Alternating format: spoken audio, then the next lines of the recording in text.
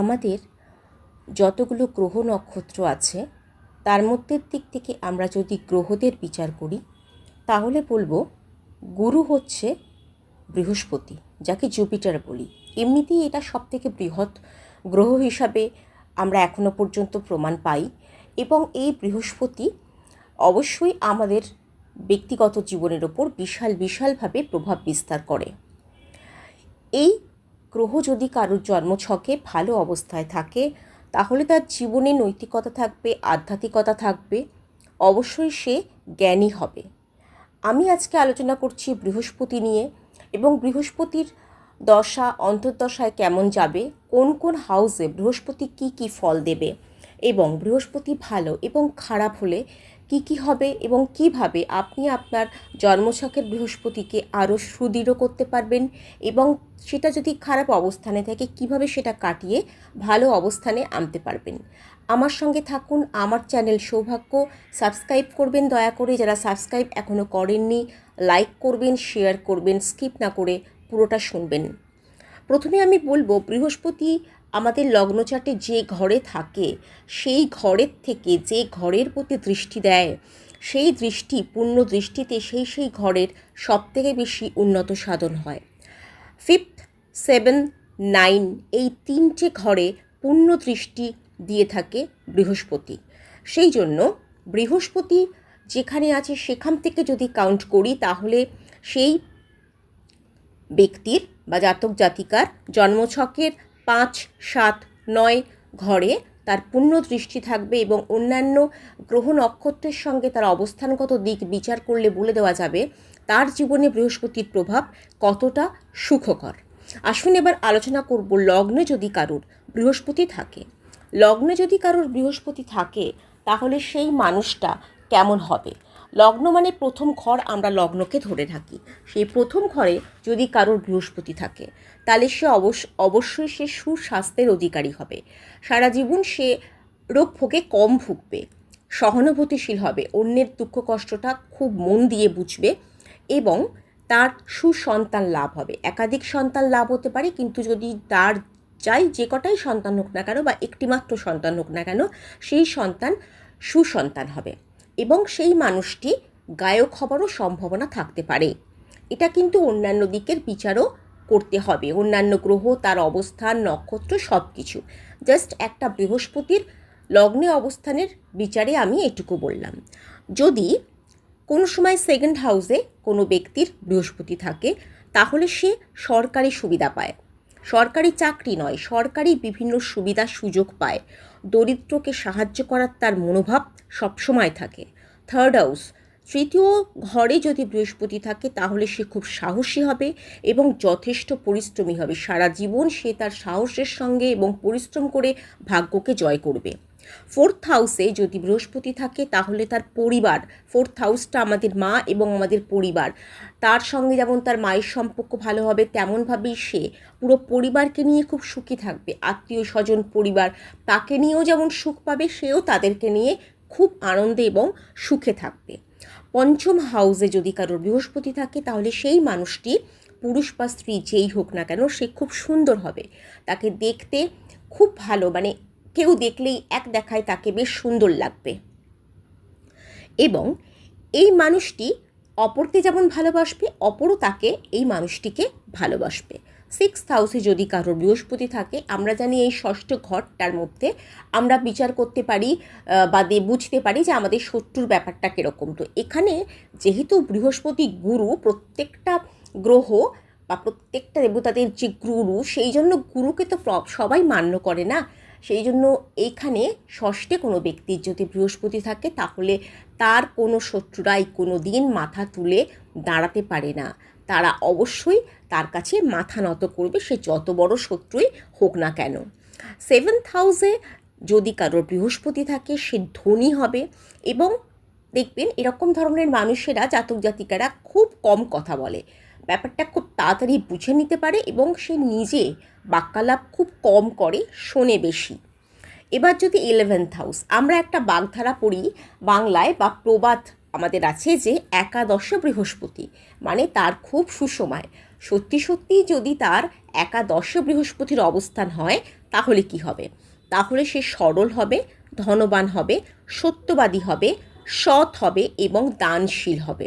এবং সত্যি যদি কখনো কখনো দেখা যায় যে তার অন্যান্য দিক থেকে বিচার করলেও মানে কোনো একটা গোচর চলছে, সেই হিসাবে বিচার করলেও যদি তার একাদশে বৃহস্পতির একটা নজর পড়ে বা একটা এফেক্ট সেই সময় পড়ে, তাহলে তো সেই এফেক্টটা তখন সে পাবে। কিন্তু যদি তার বার্থ চার্টে থাকে তাহলে সে এই গুণগুলো পাবে, অতি শুভ।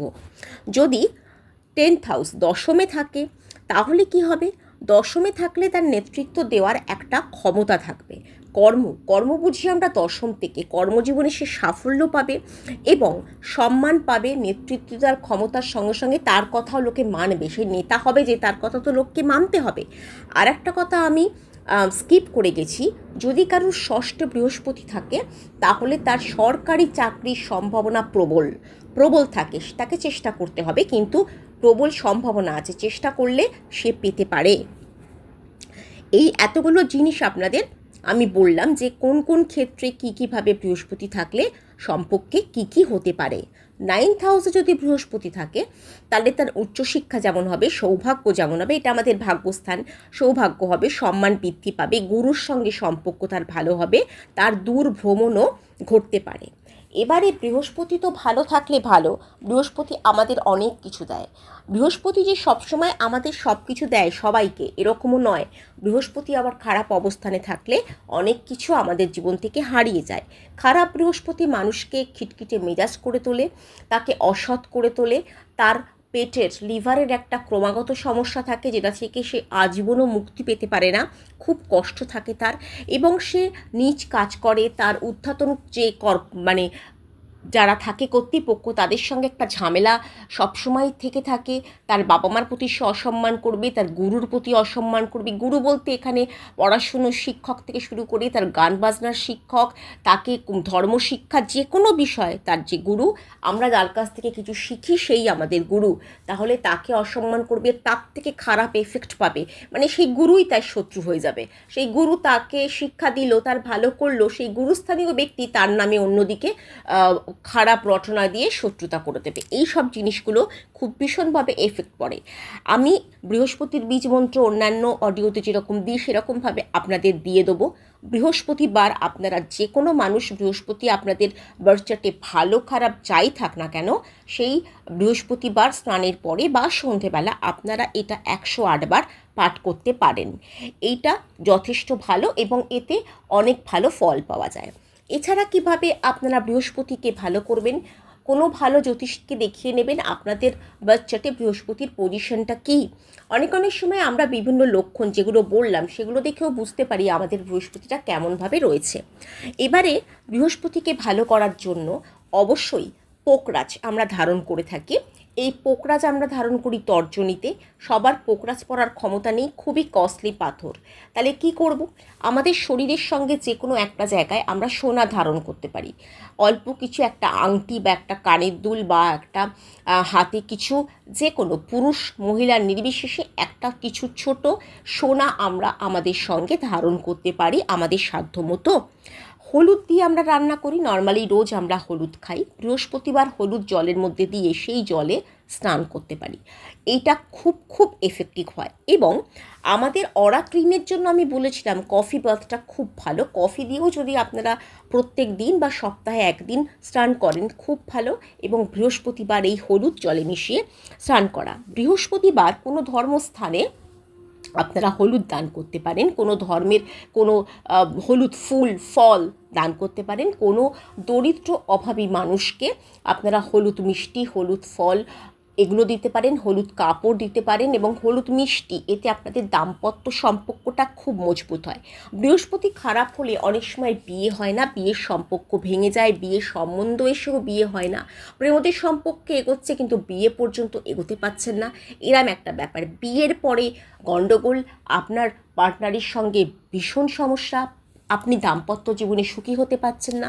এগুলো সমস্ত কিন্তু বৃহস্পতির খারাপ এফেক্ট, এবং বৃহস্পতি আমাদের পূর্ত কারক গ্রহ বা আমাদের সন্তান কারক গ্রহ। সেই জন্য বৃহস্পতির খারাপ অবস্থানের জন্য বা খারাপ দৃষ্টির জন্য সন্তান আসতেও বাধা হতে পারে, সন্তান অবাধ্য, সন্তান বাজে পথে চলে যাওয়া, এগুলোও হতে পারে। অতএব আপনার বৃহস্পতিকে আপনাকে মজবুত করতেই হবে এবং তার জন্য আপনাকেই চেষ্টা করতে হবে। সেই বৃহস্পতিবার আমরা মা লক্ষ্মীর পুজো তো করতে পারি, তার সঙ্গে আমি বলেছিলাম বৃহস্পতিবারের থেকে শুক্রবার মা লক্ষ্মীর পুজো করলে বেশি ফল পাওয়া যায়। যারা করছেন বৃহস্পতি শুক্রবার দুদিনই করতে পারেন। বৃহস্পতিবার আপনারা বিষ্ণুর উপাসনা করতে পারেন, বিষ্ণুর সহস্র নাম পাঠ করতে পারেন, বিষ্ণুর উপাসনা করতে পারেন। বিষ্ণু বিশেষ কোনো ব্যাপার না, আপনারা বিষ্ণুকে যে কোনো রূপে, গোপাল থেকে শুরু করে জগন্নাথ, নারায়ণ, ফটো বা কোনো যদি আপনাদের বিগ্রহ থাকে তাতে হলুদ মালা, হলুদ মিষ্টি যা কিছু দিয়ে পুজো করতে পারেন। তুলসী পাতাটা অর্পণ করবেন, তাতেই কিন্তু বিষ্ণু খুব সন্তুষ্ট। রবিবার দিনটা আর বৃহস্পতিবার দিন, এই দুটো দিন বৃহস্পতির যেহেতু দিন আমরা বলি, সেই জন্য এই দুটো দিন আপনারা নিরামিষ আহার করতে পারেন, কিংবা সেই দুটো দিন আপনারা উপোসটা টাইমে রাখতে পারেন। উপোসটা হয়ে গেল, তারপরে আপনারা খাবার খেলেন, সেটা আপনাদের ব্যাপার। আপনাদের যিনি গুরু তাকে কখনো আপনারা অসম্মান করবেন না। কপালে হলুদ রঙের টিপ পরতে পারেন, নর্মাল যে হলুদ, সেই হলুদটা একটুখানি গঙ্গা জলে বা নর্মাল জলে গুলে বা ভালো ঘিতে একটুখানি গুলে নিয়ে কপালের প্রতি বৃহস্পতিবার আপনারা টিপ পরতে পারেন। এবং আর একটা জিনিস বলবো, যে দ্বাদশে মানে 12th হাউসে যদি কারোর বৃহস্পতি থাকে, তাহলে সেই মানুষটার এরকম একটা নেচার হয় যে সে ধর্মের বা মন্দির মসজিদ যে ধর্মেরই হোক না কেন, সেই ধর্মের জন্য সে দান করে এবং সেই ধর্মের জন্য বিশাল কিছু নির্মাণ করতে চেষ্টা করে। ভালো একটা মন্দির বানিয়ে দিল, মসজিদ বানিয়ে দিল, চার্চের জন্য প্রচুর টাকা দিল, কোনো ধর্মস্থানের মানুষদের খাওয়া দাওয়ার জন্য প্রচুর ব্যয় করলো, এইরকম একটা প্রবণতা তার মধ্যে দেখা যায়। এবং আমি বলবো সবসময় বৃহস্পতিবারটা অ্যাভয়েড করবেন চুল, দাড়ি, নখ না কাটার জন্য। আর তলার দিকে না, মানে লোয়ার পোর্শন কাপড় পরলে তো আমরা পুরোটাই শাড়িটা হলুদ বা সালোয়ার পরছি, কিন্তু সালোয়ারের প্যান্ট, লেগিংস, প্লাজো বা পুরুষেরা পাজামা প্যান্ট, এগুলো হলুদ রঙটা পরবেন না। হলুদ বেইজ এগুলো তো বৃহস্পতির রঙ। আর একটা জিনিস হচ্ছে, বৃহস্পতি জিনিসের মধ্যে আপনারা মটর ডাল, যেগুলো হলুদ ডাল, এই মটর ডালটা আপনারা কাউকে দান করতে পারেন বৃহস্পতিবার, সেটাও ভালো হচ্ছে। আর একটা জিনিস হচ্ছে, হলুদ রঙের চটি কখনো পরবেন না। হলুদের কোনো কাজ করা বা হলুদ রঙের কোনো জুতো চটি একদম পরবেন না।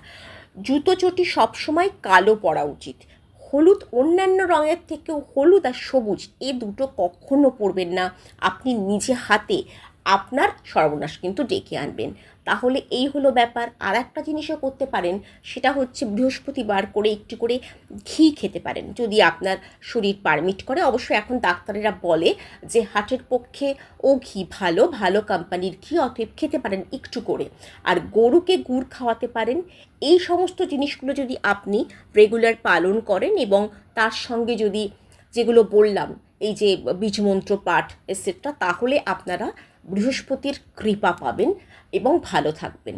তাহলে সঙ্গে থাকবেন, ভালোবাসবেন, চ্যানেলটাকে সাবস্ক্রাইব করবেন। আরও এরকম ভিডিও পাওয়ার জন্য, আমাকে উৎসাহিত করার জন্য লাইক শেয়ার করবেন। তাহলে আজকে এই পর্যন্ত। ধন্যবাদ, নমস্কার।